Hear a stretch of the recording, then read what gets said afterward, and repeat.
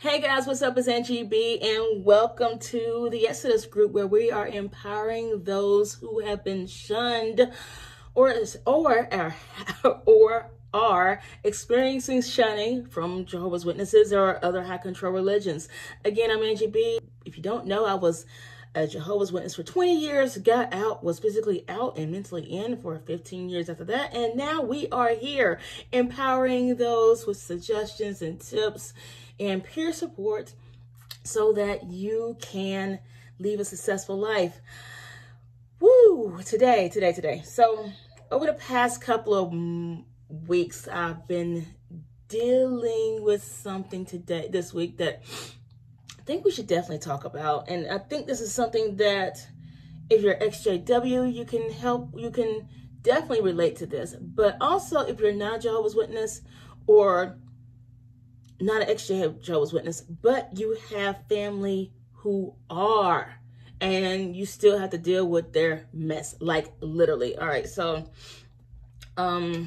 yes, today we are talking about, we're definitely talking about dealing with your dealing with your Jehovah's Witness family.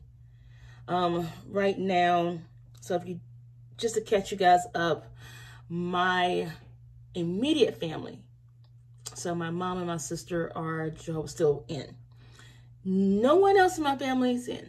All right, so no one else. My dad's passed away. I'm in my own awesome glory, and yeah, that's where we stand. So when it comes to different things like my grandmother or aunts and uncles and other things that are happening in the family, they call, the family calls me, and then they ask, or if my mother's dealing with something, she'll let me know. All right, and that's just interesting. It's just a lot because we have a lot of family members asking, well, why aren't you being told? The day that my father died, and I'm very thankful for this, I had 2 cousins call me to make sure that I knew. And because honestly, at that point in time, I didn't know whether they were going to tell me or not. Like, I really just did not know if my mom was going to tell me. So it did become reassuring that those cousins did call me to make sure that I knew, because they understood the situation. So, especially if you're not a Jehovah's Witness and you don't understand this whole, never been a Jehovah's Witness, you're not a Jehovah's Witness, you don't understand it, you think it's weird. This video, I think, is more for you because it's just one of those things where I'm having to educate my nieces and nephews on why they can talk to my mother and my sister, but I can't. So I had a long conversation with my nephew the other day.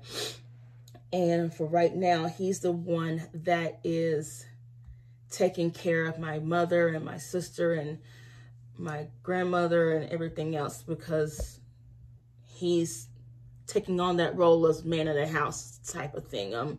We're kind of traditional in that way. And so something happened with my grandmother a couple of months ago, and he called me and we had to take care of it. Nothing bad, nothing, if you're on my IG, you'll know about it, but nothing really bad or traumatic. It's just, things happen. That's just it. And so in talking to him, he goes, well, why are you not here and what have you? And he sits down with me and we talk, and I have no problem with it. All right, I'm willing, I'm open book. And so we sit down over coffee and we say, he's asking me, well, your mom and your sister are very, very, very nice. Your mom is a nice person. Your sister's a nice person. We can hang out. We go out to eat sometimes, whatever. Why can't you? I'm not a Jehovah's Witness. And he literally asked me that. He goes, I'm not a Jehovah's Witness, but they hang out with me. Why they want you? Why will they not hang out with you? And I just had to explain to him that that because I knew the truth, quote unquote, and because I was raised in this organization, I am not able to, they're not able to talk to me without being in trouble themselves. And so I had to explain the organization to them and whatever, and he still didn't get it. He eventually did go and talk to my sister about it, who did confirm it. It's really, really interesting because the things that from what he says, that the things that my sister told him beforehand about me, as to why I was out, was very one-sided. Of course, if you're a witness, you're going to play the victim. You're going to play the role of, well, she victimized us. She left the family. She caused us a lot of harm and distraughtness and what have you, which I'm not negating their feelings. I more than likely did cause them a lot of distress and harm and neglected their feelings. Like, okay.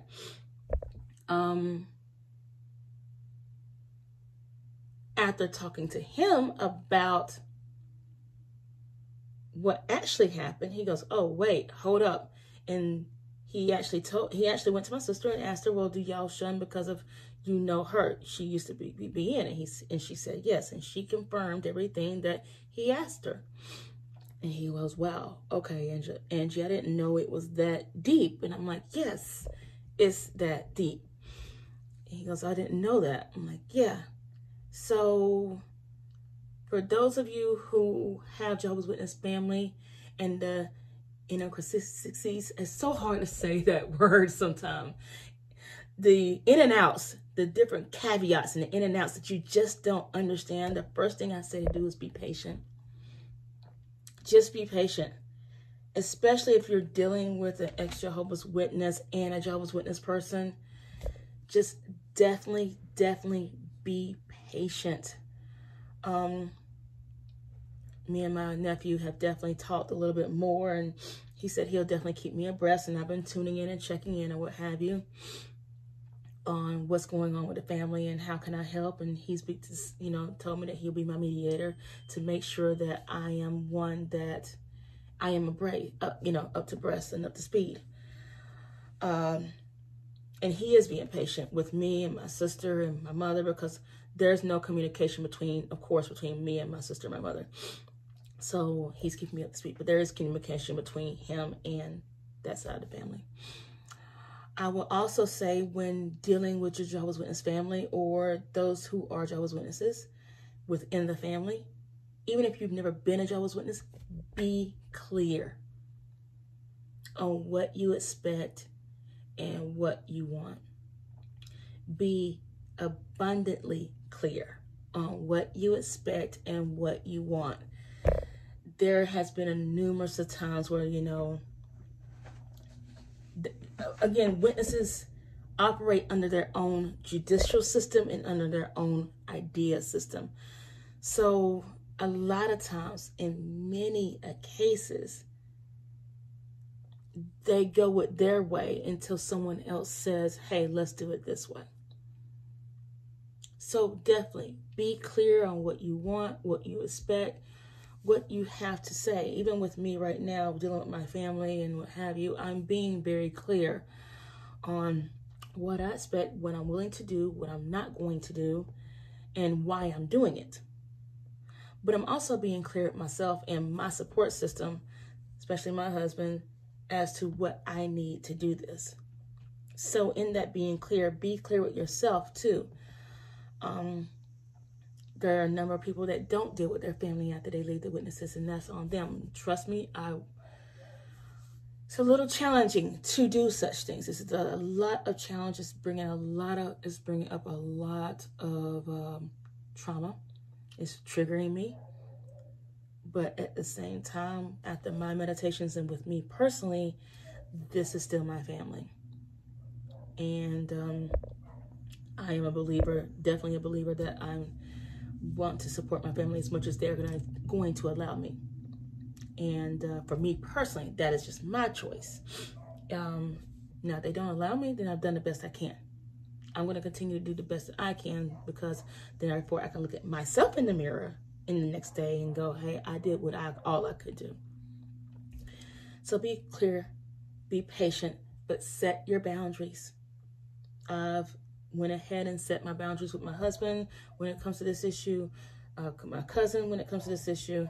And I told my sister some things when we were talking, because we had to meet at my grandmother's house to help my grandmother out. And I set some boundaries there too.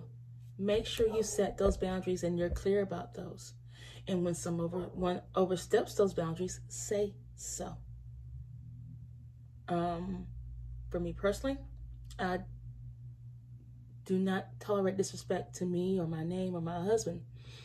No one's actually did it, but at the same time, there's been a lot of people, especially when you're in the witness community, they talk about you behind your back all the time, right? Remember that? We used to talk about ex-Jehovah's Witnesses all the time behind their backs, like literally. And now that I am one, I know they're talking about me. And that's fine. I'm not going to sit here and try to control that, because I can't control that. There's no way for me to control how they see me or what they say about me. And why would I want to? That's on them. But set your boundaries and set them very clear. Fourth thing, respect them as much as you can, but at the same time, do not handle disrespect. Do not take disrespect. If they're disrespecting you, that goes into my fifth thing. Leave if you have to. Leave. It's okay to leave. It's okay to say no. It's okay to say, you know what, this is a toxic situation and I'm not able to. If you're not able to do what I'm doing with my family, great. I don't even know if I'm able to do it, for crying out loud. But if you're not able to see your family or be there with your family or what have you, then that's okay too. If it's too much trauma, if it's too much of a trigger, that is okay. Sometimes family is traumatic and you don't have to be with anyone that is toxic, even if they are family. You don't have to put yourself through that if you're not able to, if you don't have the support system or you haven't been through therapy. Leave if you have to. Say, no, I will not take care of this. No, this is not my responsibility. Yes, it hurts. Yes, people talk about you. Yes, it's some crapola, okay? It's crap. But at the same time, there's nothing like taking care of you and your mental health first. You have to take care of you and your mental health first. The sixth thing is only do what you can. If you've done the best that you can, if you've done the best that you know how to do, if you've done the best that you can, if you've done the best that you financially can, mentally or emotionally can, spiritually can, meaning your spirit can only handle so much, then that's all you can do. That is it. Set your boundaries. If you're crying already, maybe you don't need to go down there yet. If you're already feeling that pressure of being an ex-Jehovah's Witness and them looking at you, what have you, then maybe you don't need to go to them or see them or what have you, and that's okay. If you have family members who are outside of the organization, talk to them and get clear about this is what's going on, this is how they treat me, this is how I feel. Can you be a mediator here? Ask for a mediator. Right now, my nephew's been a really good mediator between me and my family. But again, I know there's a lot of y'all out there who have witness family that's nothing but witnesses. So ask a friend, can they be the mediator? If there's a trusted friend that's not a witness that they all talk to or what have you, that can keep you abreast or up to date about things. And have a mediator, but respect your boundaries, respect yourself, respect your boundaries, and don't beat yourself up because you emotionally are not able to do certain things. That is okay. I even told my husband, I just said, I don't know if I'm able to do this. And he asked me, did I want to? And I said, yes, I feel like I need to. And he goes, okay, well, only do what you can. And he's here for me. And after talking to my nephew, he's there with us too. So he kind of understands the situation now. And he's like, wow, this is different. I don't like it, but I get what you're going through. And I'm like, okay. He's starting to understand what I'm going through and the trauma that this organization has put me under and my family under in order for them to disconnect from me. Especially in African American families, like the family is like that bond, like you respect your mother no matter what. It's okay to do what you can, and it's okay to talk to your mediator or to that person that's outside of your family group that's not a Jehovah's Witness and say, hey, this is what I need. This is what's going on. This is what's happening. I need these boundaries set so that I can help out, or do you really need me, or this is what I can only do. If you can only do so much, then that's okay. You can only do so much, and that is fine. My nephew now understands, and he's been catching up a little bit. And now he goes, wow, I don't agree with it, I will help you if you're willing to help. So now that I have the support from me personally, I think I'm able to do this now. But I'm constantly checking in with myself, and making sure, hey, are we good? Are we okay? Are you good? Yes, no. And if it's a no, then I stop. Check in with yourself and make sure you can emotionally, physically, mentally, spiritually, and financially do the things that your family might need you to do. Yes, it does feel like they only call you when they need money or when they need something from you because they were not there for you. And that part hurts. That part really, really hurts. However, for me personally, I believe that karma's on them.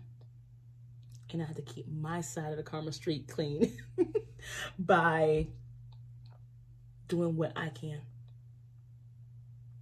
So let me know what you can do in your comments below. Let me know how you have dealt with this situation with your JW family. And if you're not a Jehovah's Witness and you have family that is Jehovah's Witness and you need some help understanding this, let me know. Because I definitely want to be able to be that mediator for this world that we call the ex-Jehovah's Witness community, and also that mediator between what's really going on and why do they act this way. Again, I'm Angie B. I'll see you guys soon. You're stronger than you think. Thank you for watching.